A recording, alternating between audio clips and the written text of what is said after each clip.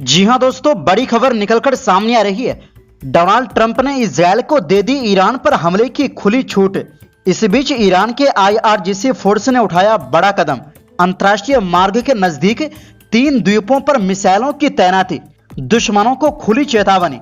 अगली खबर में आपको बताएंगे, तालिबान के सामने झुका अमेरिका, हक्कानी नेटवर्क के बड़े नेताओं को आतंकवादी लिस्ट से हटाया, सिराजुद्दीन हक्कानी भी शामिल। इसी के साथ आपको बताएंगे, तुर्की की अदालत ने इस्तांबुल के मेयर को भेजा जेल। क्या एर्दोगान अपनी राह से हटा रहे हर बाधा, देश भर में उबाल। तो दोस्तों, सभी खबरें आसान भाषा में एक एक करके विस्तार से बताएंगे, तो आप मेरे साथ इस वीडियो के आखिर तक बने रहें। तो बिना टाइम लेते हुए बात करते हैं खबरों की। जी हां दोस्तों, मिडिल ईस्ट में लगी आग को अमेरिका बुझाने की कोशिश कर रहा है या फिर ईरान को घुटनों पर लाने की कोशिश है। यमन में ईरान के प्रोक्सी हौथी रिबल्स पर अमेरिकी हमले के बाद ये सवाल उठ रहे हैं। हौथी लंबे समय से लाल सागर में शिपिंग और इजरायल के खिलाफ हमला करते आया है, जिसके ठिकानों पर यमन में अमेरिका ने भीषण बमबारी की है। लेकिन एक्सपर्ट का मानना है कि अमेरिका का मकसद यमन से कहीं आगे तक फैला हुआ है। कई एक्सपर्ट का मानना है कि ट्रंप प्रशासन का एकमात्र मकसद ईरान को परमाणु समझौता करने के लिए घुटनों पर लाना है, और इसके लिए वो इजरायल को हमलों की खुली छूट देने से लेकर यमन, सीरिया और लेबनान में कदम उठा रहे हैं। डोनाल्ड ट्रंप के प्रशासन ने इजरायल को ईरानी ठिकानों पर हमला करने की खुली छूट दे दी है। अमेरिका के किसी भी और प्रशासन ने ऐसा नहीं किया था।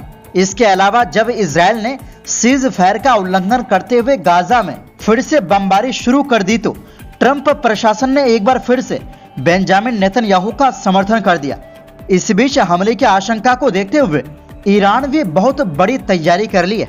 दरअसल ईरान के रेवोल्यूशनरी गार्ड IRGC ने खाड़ी क्षेत्र के 3 महत्वपूर्ण द्वीपों पर नई मिसाइल प्रणालियां तैनात कर दी है। ईरान का कहना है कि ये मिसाइलें दुश्मन के सैन्य अड्डों, जहाजों और अन्य ठिकानों को आसानी से निशाना बना सकती है। फ्रांस की समाचार एजेंसी AFP के मुताबिक इन हथियारों को तुंब मेजर, तुंब माइनर और अबू मूसा द्वीपों पर तैनात किया गया है। ये द्वीप होर्मुज जलडम भूमध्य के पास स्थित है, जो पूरी दुनिया के तेल व्यापार के लिए एक अहम समुद्री मार्ग है। हाल ही में IRGC ने इन क्षेत्र में सैन्य अभ्यास भी किए हैं। IRGC के नौसेना कमांडर अली रजा तांग सीरी ने कहा कि हमने इन द्वीपों को पूरी तरह से हथियारों से लैस कर दिया है। उन्होंने सरकारी टेलीविजन को दिए एक बयान में कहा, अब हम इस इलाके में दुश्मन के ठिकानों, जहाजों और अन्य सैन्य संपत्तियों को आसानी से नष्ट कर सकते हैं। उन्होंने ये भी बताया कि ये नई मिसाइलें 600 किलोमीटर तक के लक्ष्य को पूरी तरह तबाह कर सकती है। ईरान का यह कदम ऐसे समय पर आया है जब अमेरिकी राष्ट्रपति डोनाल्ड ट्रंप ने ईरान को एक नया पत्र भेजकर परमाणु समझौते पर बातचीत फिर से शुरू करने का प्रस्ताव दिया था। साथ ही उन्होंने ईरान को धमकी दी थी कि अगर उसने बातचीत से इनकार किया तो अमेरिका सैन्य कार्रवाई कर सकता है। हालांकि ईरान के सुप्रीम लीडर आयतुल्लाह अली खामिनी ने इस धमकी को खारिज करते हुए कहा, अमेरिका ईरान को धमका कर कोई नतीजा हासिल नहीं कर सकता। अगर उसने ईरान के खिलाफ कोई भी गलत कदम उठाया तो उसे करारा जवाब मिलेगा। ईरान के विदेश मंत्री अब्बास अरागची ने ट्रंप के पत्र को धमकी भरा बताया और कहा कि ईरान अगले कुछ दिनों में इस पर अपना जवाब देगा। अमेरिकी मध्य पूर्व दूत स्टीवन विटकॉफ ने कहा कि राष्ट्रपति ट्रंप ईरान के साथ युद्ध नहीं चाहते, बल्कि वो ईरान के साथ विश्वास बहाल करने की कोशिश कर रहे हैं। उन्होंने कहा, हमारा पत्र कोई धमकी नहीं था, बल्कि बातचीत का एक अवसर था। दरअसल ईरान ने 1971 से इन 3 द्वीपों पर कंट्रोल किया हुआ है, लेकिन संयुक्त अरब अमीरात इन पर अपना दावा करता है। पिछले साल IRGC के नौसेना कमांडर ने कहा था कि ईरान इन द्वीपों पर अपनी रक्षा क्षमताओं का विस्तार कर रहा है। अब जब ईरान ने मिसाइल सिस्टम तैनात कर दिया है, तो यह अमेरिका और खाड़ी देशों के लिए नई चुनौती साबित हो सकता है। ईरान ने साफ कर दिया है कि अगर अमेरिका ने कोई भी उकसाने वाली हरकत की तो उसे भारी नुकसान उठाना पड़ेगा। वहीं दूसरी ओर, जी हां दोस्तों, खुद को सुपर पावर समझने वाला अमेरिका, जो सालों तक तालिबान को आतंकवादी बताकर उसे धमकियां देता रहा, अब उसी तालिबान के सामने घुटने टेकने पर मजबूर हो गया है। अफगानिस्तान में तालिबान अधिकारियों का कहना है कि अमेरिका ने उनके 3 बड़े नेताओं पर रखा इनाम हटा लिया है।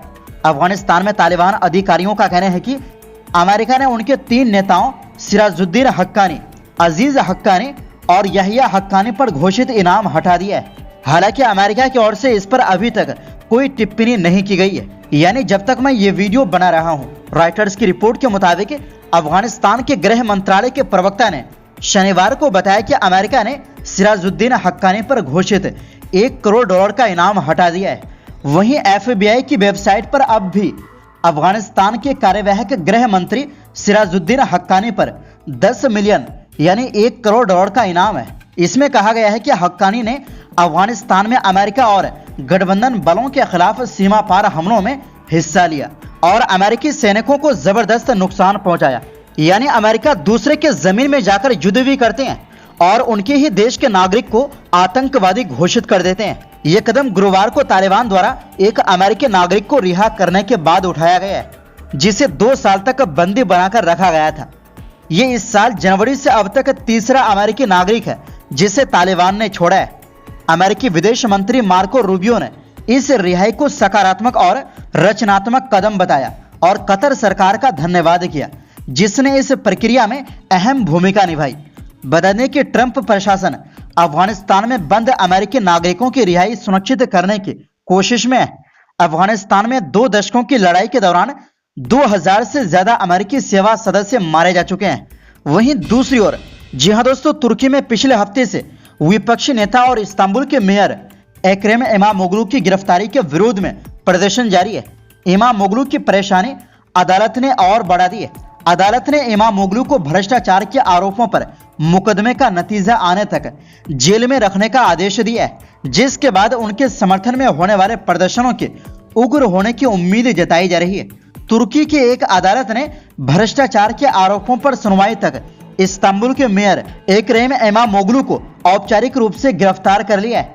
अदालत ने कहा कि इमामोग्लू और कम से कम 20 अन्य लोगों को भ्रष्टाचार की जांच के तहत जेल भेजा गया था। आतंकवाद से संबंधित जांच पर अलग से फैसला अभी जारी होना बाकी है। इमामोग्लू को एक प्रमुख विपक्षी नेता और लंबे समय से राष्ट्रपति रजब तैयब एर्दोगान के संभावित प्रतिद्वंदी माना जाता है। उन्हें बुधवार को सरकार ने कथित भ्रष्टाचार और आतंकवाद के आरोप में हिरासत में ले लिया था, जिसकी वजह से देश भर में प्रदर्शन शुरू हुए थे। इमामोग्लू ने सभी आरोपों से इनकार करते हुए उन्हें बदनाम करने के अभियान का हिस्सा बताया है। इमामोग्लू के सहयोगी अंकारा के मेयर मंसूर यावस ने मीडिया से कहा कि जेल जाना न्यायिक प्रणाली के लिए अपमानजनक है। इमामोग्लू को जांच से पहले हिरासत में भेजने का न्यायालय का फैसला मुख्य विपक्षी रिपब्लिकन पीपुल्स पार्टी CHP, यूरोपीय नेताओं और हजारों प्रदर्शनकारियों की ओर से उनके विरुद्ध की गई कार्रवाई को राजनीतिक कार्रवाई बताकर उसकी आलोचना करने के बाद आया है। इस्तांबुल में प्रदर्शनों को देखते हुए सुरक्षा के कड़े इंतजाम किए गए। सरकार पर आरोप है कि उसने राजनीतिक लाभ के लिए इमामोग्लू को गिरफ्तार किया है। हालांकि सरकार ने इन मामलों के राजनीति से प्रेरित होने से इनकार किया है। तो दोस्तों, फिलहाल के लिए इस रिपोर्ट में बस इतना ही। इस पर आपकी क्या राय है कमेंट बॉक्स में जरूर दें और वीडियो पसंद आने पर लाइक शेयर जरूर करें।